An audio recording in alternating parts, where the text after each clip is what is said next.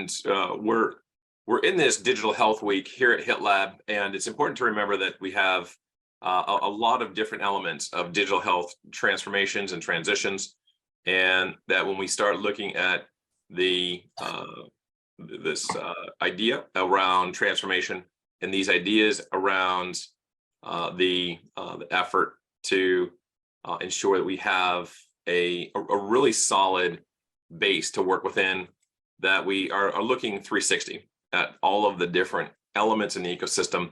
And a big part of that is how folks are tackling their overall chronic management of a chronic disease and their management of chronic illness. And that is a big part of what Dominique Simon-Levine has been doing in Allies in Recovery over a good chunk of her career. And so when we talk about the digital health reset, it's not just about digital health transformations. It's a lot about, again, what we heard about from Bijoy and Bishan to start the hours about an hour ago from Microsoft and from Bayer. It's about the patient. And there's no one else out there who's as adamant about and passionate about patients than Dominique. Dominique, thank you for joining us today. And I know you're going to give a small presentation here. I really appreciate your time and effort in doing this. And again, we'll add her LinkedIn in the chat box so everyone can connect with Dominique. And again, I'll go off camera, Dominique, and certainly looking forward to hearing what you have to say in this area. Thank you so much for having me. I appreciate it. Can everybody hear me? Or am I good?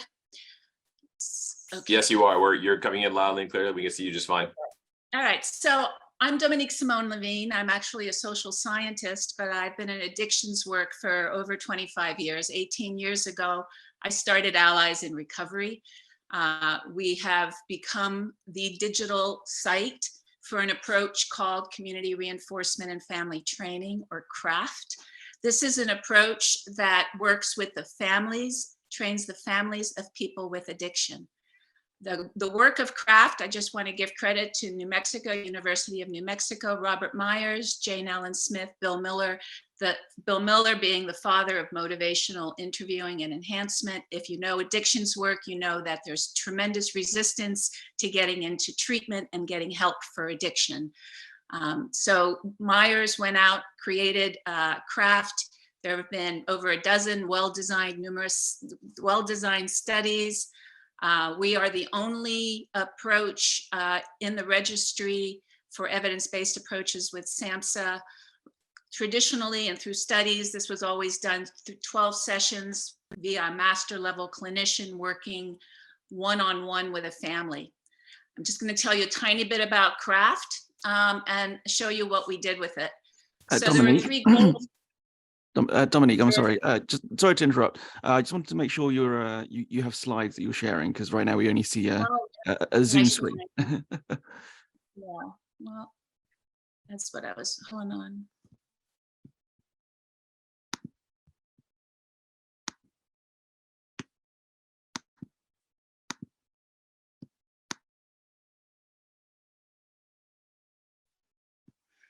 Are you seeing my screen now? It's just loading. Just give it just a second.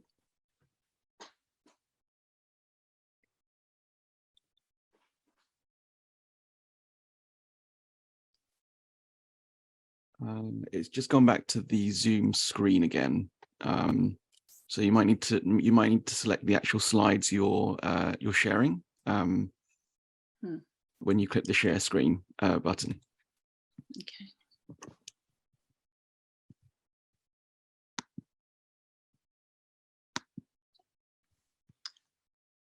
Select window, allow. It says I'm sharing, but it's, all right, you can see my screen now? We can see your screen. Are you able to swap over to the slides that you're using? Are you able to see my slides? We can only see the Zoom window. Ansley, can we go to the backup and have you run my slides? Sure. Oh, it's on now. It's on now. Okay. Yeah, there you go. Perfect. Sorry for that. No problem. So this is the work of folks out of the University of New Mexico. Traditionally, 12 master level clinician hours with one family member. And that cost of that, because the family member is looking for help to engage a loved one with addiction into treatment, is not reimbursable by insurance because the family member doesn't have a diagnosis. And so traditionally, again, the cost has been about around $2,500 to deliver craft to one family.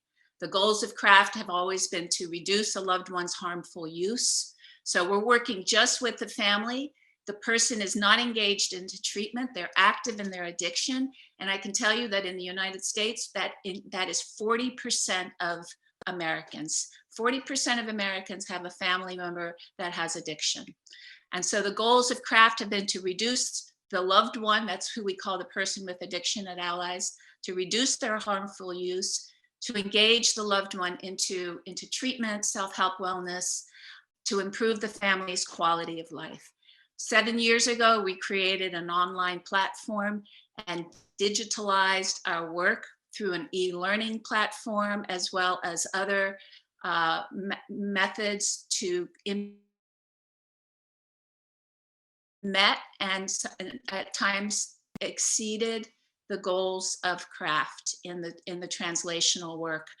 The outcomes for craft, very exciting, has always been that 2/3 of families are able to get their loved one to engage into treatment, that the family members are able to reduce the use, that families members score significantly better on depression, anxiety, and reduction in conflict, to the point where this could be a platform for mental health to address depression, anxiety, because it is so useful to those families, reduction in symptomology when they get treated with the specific thematic work of family training for addiction.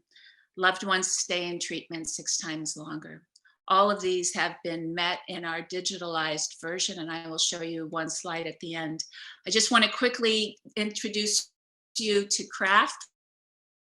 We translated it into an online site with about 130 minutes of video, data-based and protected exercises, an interactive blog.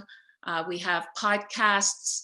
And just recently, we've added 16 hours of virtual programming. We've been in existence since 2015. The end user, the family member, right? Craft has traditionally been done in treatment, and you need to engage with a master's level clinician. Now you are getting directly taught and trained in craft on this site.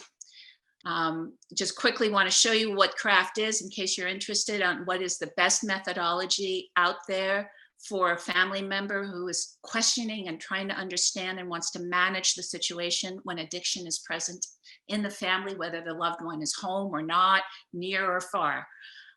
We ask families to focus on the present moment. That's where their influence is. We don't want them to control. We teach them and understand what is going on with their loved one. We've added an entire module on safety because you're online doing this in a self-paced way. We do what behaviorists call a functional analysis, where you sort of break apart a pattern situation and try to better understand it. This is typically something between the family member and the person with addiction.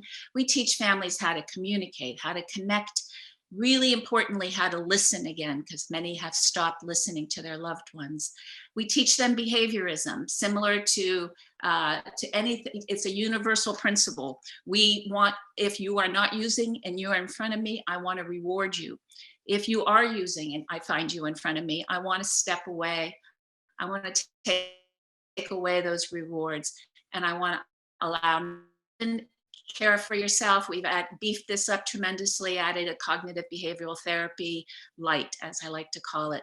And then 8 is finally the module on engaging the family. The family members have increased depression, increased anxiety. Family members are at increased risk of harming themselves at work. of being absent, of sleep and stress-related illness, of family problems. These are chronic situations, and the family member is also struggling chronically with problems. And lastly, and most importantly, family members are the de facto untrained caregiver in this horribly fragmented system, very uneven system that is very complicated and very difficult to access. I wanted to give you this slide because this is Kaiser Permanente, California, 2010, and I'm going to walk you through it just quickly. What you have on the left is the average cost per month for healthcare for the person, and on the right, along the bottom, you have 5 years. And what they did here was they followed, because of their insurance program, they were able to have both the family member and the person with addiction in their system, and they could follow outcomes for the two of them together. So if you look at the bottom, the triangle, which is family member as controls, you see that the cost of healthcare over a month only rises a little bit over 5 years for them, from about $118 to $120 per month. Family members of non-abstinent patients, these are family members that have addiction in the family, it's the square. And watch what happens to the cost of healthcare for them over 5 years. It rises 25% to $160. And finally, the family members in which the loved one actually resolves, manages, recovers from their addiction. And you find that the family member is already ill, more costly to serve, I should say, and that cost goes down over those 5 years back to the point that they equal controls. If you address the needs of the family, you actually increase the health of the family significantly. Here is our 2020 survey. So these are people that have gone to our site 2 times or more. And I just want to show you the outcomes here. The family member and how your loved one responds to you. So this is the family member telling us how much improvement there's been in how the person with addiction responds to them. Extremely or very helpful is 56% plus another 32%. Over here on in the fourth spot is how helpful has allies been in reducing your anxiety, worry, or anger. And this is 79% extremely or very helpful, and 23% somewhat.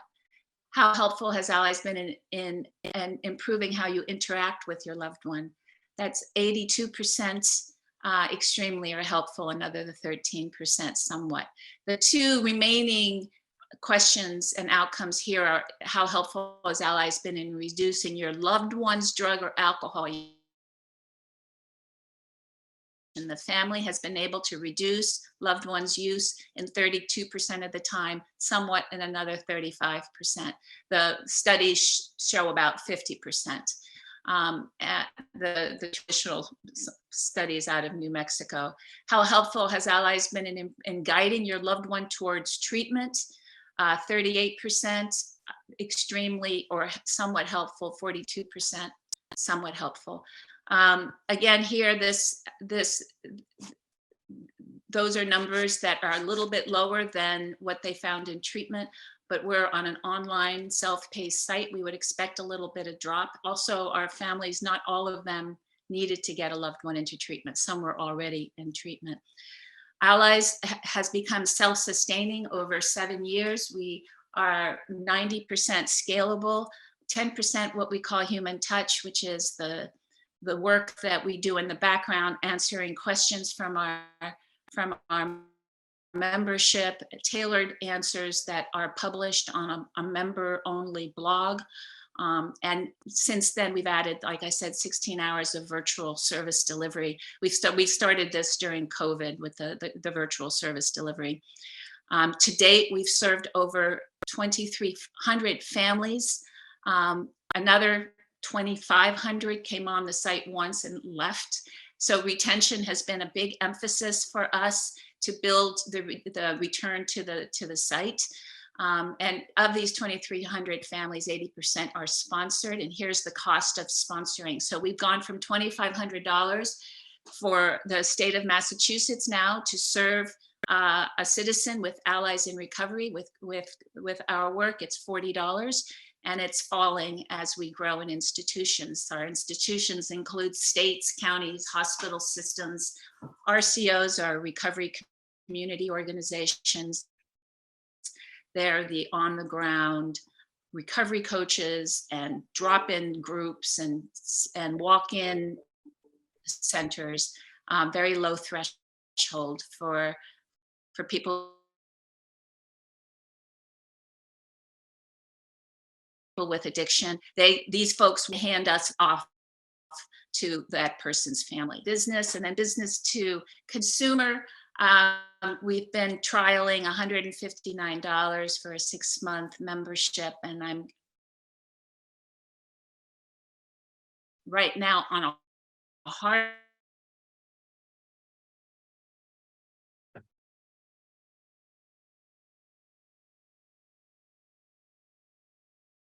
Hi, Dominique, you having video problems? sale. I'm We're getting having a social trouble media seeing. return of 200%. Hi, We're Dominique. working with some AI learning. The work that I do in the back groups. Okay, well, it's been a little choppy all morning. Oh, okay. This is my last little bit. Can you still hear me? Barely, yeah. So why don't we So- do this? If you just want to take another 30 seconds, we have someone waiting to come up here at the 9:30 mark and just summarize something for the audience that really is, I think, Sure. really impressed with what you've done. Thank you. Yeah, so the effort was to translate a research-based mental health substance use disorder approach and to provide it to the end user at an affordable institutional sales. We're adding AI learning along these accesses, and we are creating Spanish familia novellas to bring the work of craft into Spanish-speaking world and into an assuming illiteracy. So it's done like a graphic novel, and it's very interesting. And this Well done. Well, again, is thank just you. our production team. Thank you That's very fantastic. much. Yeah, thank you, Dominique. And we wish you the best. And certainly, if everyone could link in to Dominique and just whatever support and whatever interest they can take there, that would be great.